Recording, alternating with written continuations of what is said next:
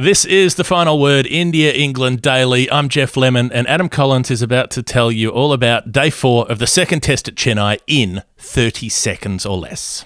All right, let's give it a go, Geoff. England's tally that they needed to make was 482 for victory. That was never going to happen. In the end, they lost the 7 wickets they had at their disposal today for 111 runs, all out for 164. They lose by 317 runs. Axar Patel, outstanding with 5 wickets. Ashwin picked up 3. The highest score for England was Moeen Ali, who made 43 off 18 balls at the end. We'll talk about that later, but the series is square at 1 test apiece. Well under the 30. I reckon you got in at about 26 there, but we'll find out when the timer is applied later. It was never expected to go for a really long time today. 7 wickets to take. Day 4, the pitch taking a lot of turn, but there were a couple of quick bursts, and it was usually after the break. After the break when Joe Root got out later in the day, and early on in the day when Dan Lawrence got out skipping down the wicket, and that just sort of confirmed the trajectory, the likely trajectory of the day was confirmed with those early wickets. Yeah, I suppose the only surprise is it was Axar and not Ashwin. I think when we arrived this morning and started watching this morning, we thought he would take the first over given how dynamic he was in the first innings. But Axar eventually got into his groove. There was some fantastic wicket keeping from Rishabh Pant when Ashwin did come into the attack. Dan Lawrence was almost nutmegged, and there was Rishabh Pant waiting for the spear delivery from Ashwin. That was clearly a plan based on the way they responded after Lawrence was walking off. So well played to India for thinking out Dan Lawrence there. Joe Root could have been out a couple of times. Indeed, he could have been out last night, so he was nowhere near as fluent as he was in the first test match, but he kind of held things together for a while. Ollie Pope fell not long before lunch, and really the wheels fell off towards the end. Ben Foakes was sweeping. It was a bit of a sweep fest, wasn't it? We saw a number of England players in the middle order fall. They thought that was their best line of defence. It didn't quite pay off today until Moeen Ali started hitting bombs, but that was all very much too late. Yeah, that was sort of party time when the game was over at 9 wickets down. But the sweep shot part was interesting because Joe Root played it really well, the sweep and the reverse sweep, and employed that, trying to reach out to get the ball just after it had pitched, to avoid giving it time to deviate. And then other players tried to follow his lead but weren't up to it. So it was Pope, it was Ben Foakes, it was Ollie Stone, all trying to sweep and either missing the ball or getting top edges, hitting it up in the air. The first 2 struck catches.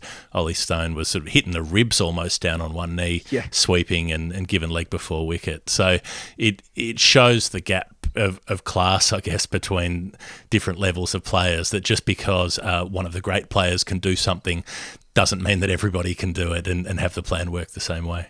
Yeah, and I think in terms of plans, I just want to highlight 1 wicket from Axar Patel, that of Ollie Pope's. 1 delivery around the wicket to the right-hander, angling towards leg stump and beats him on the outside edge with a quick delivery. Next ball, knowing that Pope's probably going to sweep in response, he loops it up more, generates more bounce, top edge out towards deep mid-wicket. That was perhaps the most rewarding wicket for India throughout the course of the day. And Axar finishes with match figures of 8 for 100, or 7 for 100, sorry. It was Ashwin taking 8 for 96, I think it was. But in terms of spin twins, I mean, what a lovely asset to be able to deploy for India, a man who walks into the test arena and looks right at home.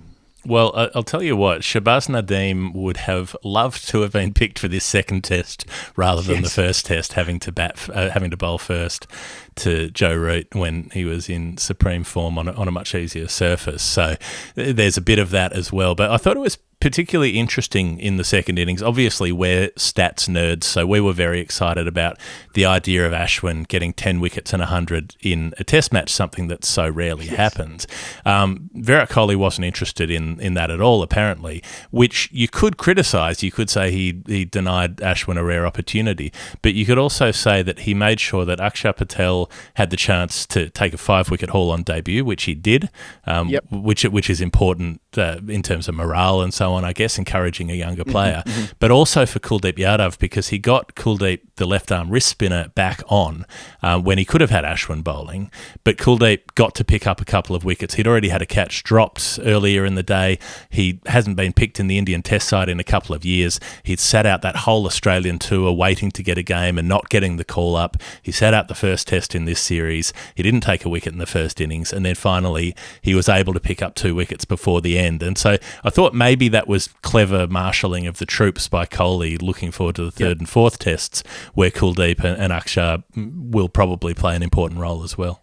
Yeah, I think that's a fantastic point. Kuldeep, who has been out of favour, as you say, into the test match, but wasn't in the wickets in the first innings. And that can play on a bowler's mind in favourable conditions, not sort of cashing in, albeit from limited opportunities with the finger spinners doing the majority of the work on Sunday. But nevertheless, having a catch dropped off his bowling, Joe Root no less, by Mohammad Siraj racing around there at backward point, a very straightforward chance. The temptation would be to sort of drop the shoulders and think it's not meant to be and start thinking about what you might be doing on the bench the next week if they bring in another bowler. But then just before lunch, he gets Ben Foakes. I mentioned before, Foakes did a lot right in this test match with the bat and indeed with the gloves, but that ill-considered sweep shot on the cusp of lunch, and I don't just mean in terms of the shot selection, but the execution. He was up nice and high in his starts, which meant there was no way he was going to able to be hitting that ball along the ground. It was always going to be angled up, and playing that shot just before the lunch break wasn't there to be had, really. And that meant that Kuldeep was in the game, and picking up that last wicket as well will do the world of good for a player. Geoff, we've backed in so often on the final word,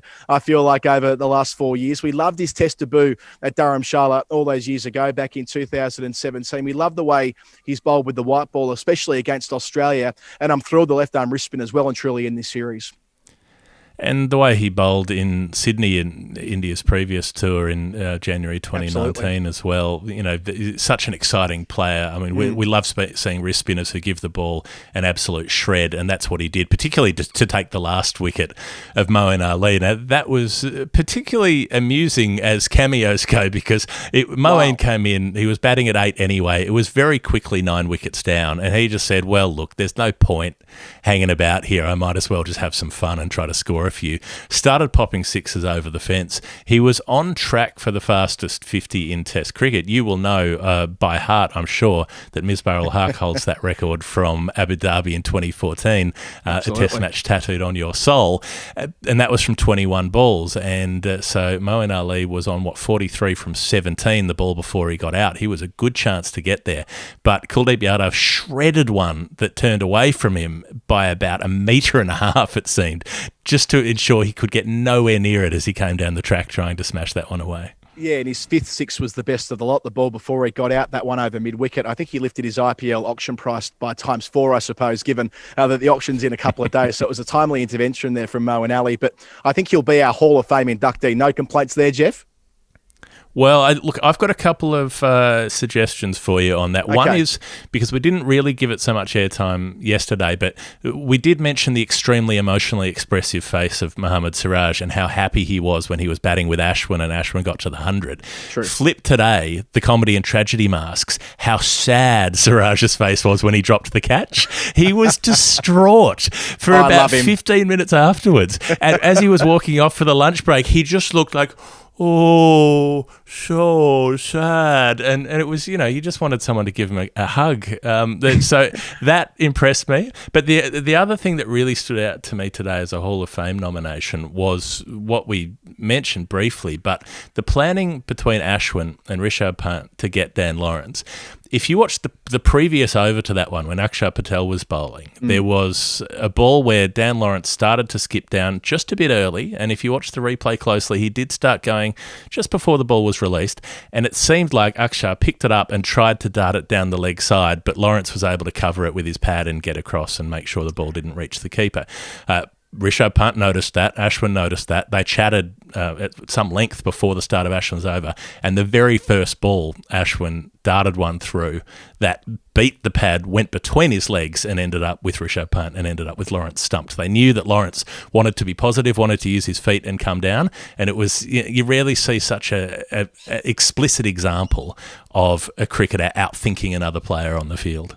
Geoff, on the basis that if anyone's watching me on YouTube, you'll see the rain starting to tumble down on my head, and I've got electronic equipment everywhere. So I'm very happy with that Hall of Fame nomination, and we might put a pin in this one on the basis that if I don't, my computer may be no more. But thank you, everybody, for your kind comments and watching over the last couple of weeks. We cannot wait for the third test match. It's squared at 1 test apiece. It's been fantastic watching so far. This is The Final Word, India, England Daily. Adam Collins and Geoff Lemon. Follow us on Patreon as well, patreon.com/The Final Word. I'm going to run inside. Good night for now. Fuck. See ya. Fuck.